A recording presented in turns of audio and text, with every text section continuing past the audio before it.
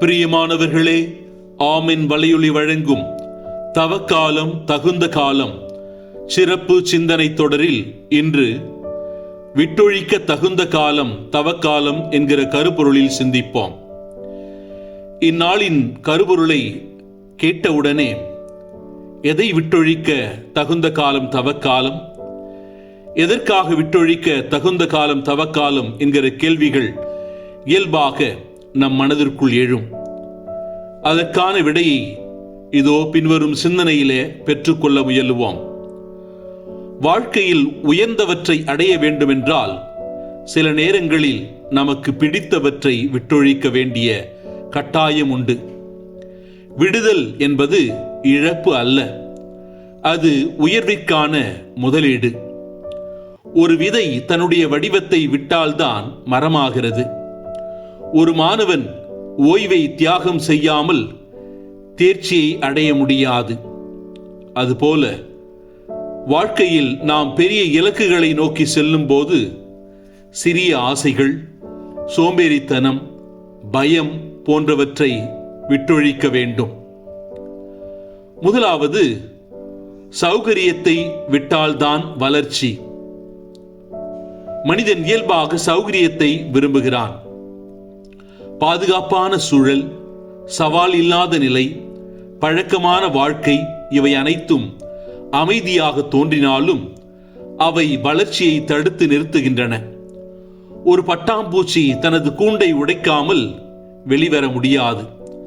அந்த போராட்டமே அந்த சிறகுகளை வலுப்படுத்துகிறது. விவிலியத்திலே தொடக்க நூலிலே 12வது அதிகாரம் இறைவசனங்கள் 1 முதல் 4 முடிய உள்ள இறை வார்த்தைகளிலே விசுவாசத்தின் தந்தை என்று அழைக்கப்படும் ஆபிரகாமின் அழைப்பை குறித்து காண்கின்றோம். ஆண்டவர் ஆபிரகாமை நோக்கி, உன் நாட்டிலிருந்தும் உன் இனத்தவரிடமிருந்தும் உன் தந்தை வீட்டிலிருந்தும் புறப்பட்டு நான் உனக்கு காண்பிக்கும் நாட்டிற்கு செல் என்று சொல்லுகிறார்.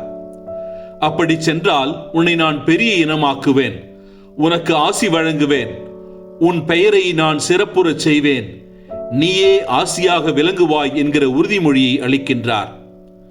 ஆண்டவர் ஆபிரகாமுக்கு கூறியபடியே அவர் புறப்பட்டு சென்றார்.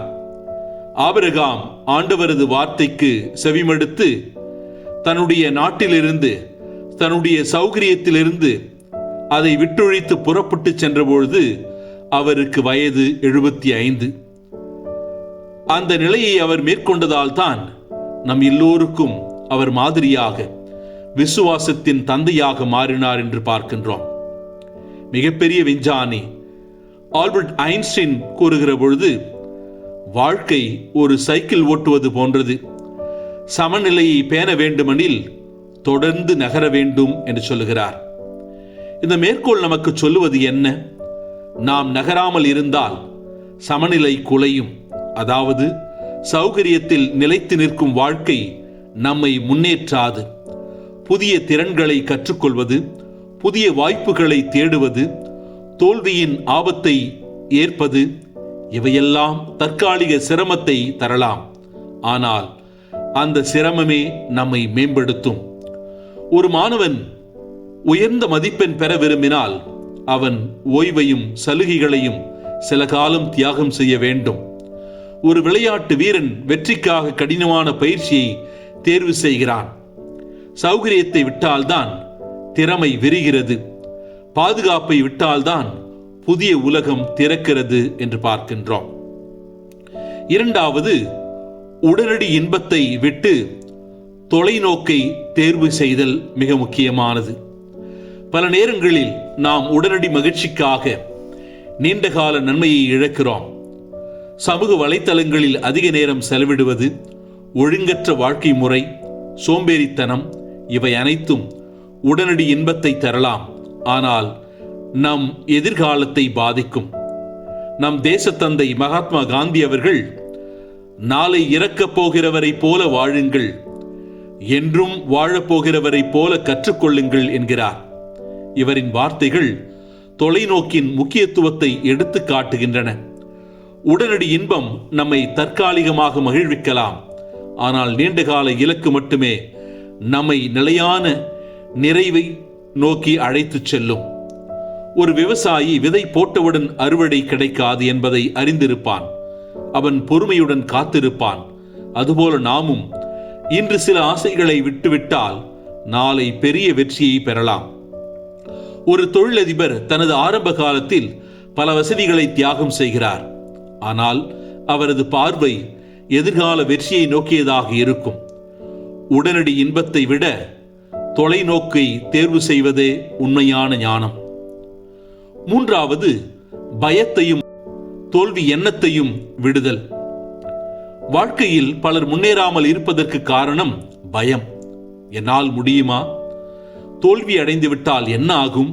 இது போன்ற எண்ணங்கள் நம்மை கட்டுப்படுத்துகின்றன. ஆனால் உண்மையில் தோல்வி என்பது முடிவு அல்ல, அது ஒரு பாடம். அமெரிக்காவின் முன்னாள் தலைவர் பிராங்க்லின் டி ரூஸ்வால்ட் அவர்கள் கூறுகிற பொழுது, நாம் பயப்பட வேண்டியது பயமே என்பார். பயம் நம்மை முன்னேற விடாமல் தடுக்கிறது. ஆனால் துணிவு என்பது பயமில்லாத நிலை அல்ல, பயத்தை மீறி முன்னேறும் நிலை. குழந்தை நடக்க கற்றுக்கொள்ளும் போது பலமுறை விழுகிறது. ஆனால் அது முயற்சியை நிறுத்தாது. அதுபோல நாமும் தோல்வியை கண்டு அஞ்சாமல் முயற்சி செய்ய வேண்டும். இந்த மனப்பாங்குதான் வெற்றியின் ரகசியம். தோல்வியை விடாமல் பிடித்து கொண்டால் முன்னேற்றம் தடைபடும். ஆனால் தோல்வியை விடுத்து பாடமாக ஏற்றுக்கொண்டால் வெற்றி நிச்சயம். வாழ்க்கையில் உயர்ந்தவற்றை அடைய நாம் சிலவற்றை விட்டுவிட தயாராக இருக்க வேண்டும். சௌகரியத்தை விட்டுவிட வேண்டும். உடனடி இன்பத்தை தியாகம் செய்ய வேண்டும். பயத்தையும் தோல்வி எண்ணத்தையும் விட்டுவிட வேண்டும். இழப்பாக தோன்றும் விடுதல்கள் நம் எதிர்கால வெற்றிக்கான விதைகளாக மாறுகின்றன. ஒரு மலை உச்சியை அடைய ஏறும் மனிதன் தேவையற்ற பாரங்களை கீழே வைக்கிறான். அதுபோல நாமும் நம் வாழ்க்கை பயணத்தில் தேவையற்ற சுமைகளை விடுத்தால் உயர்ந்த இலக்குகளை எளிதில் அடைய முடியும். விடுவது பலவீனம் அல்ல, அது வலிமையின் அடையாளம். இன்று நாம் எதை விட்டுவிட தயாராக இருக்கின்றோம்? அதுவே நாளைய நம் மகத்தான சாதனையின் அளவை நிர்ணயிக்கும்.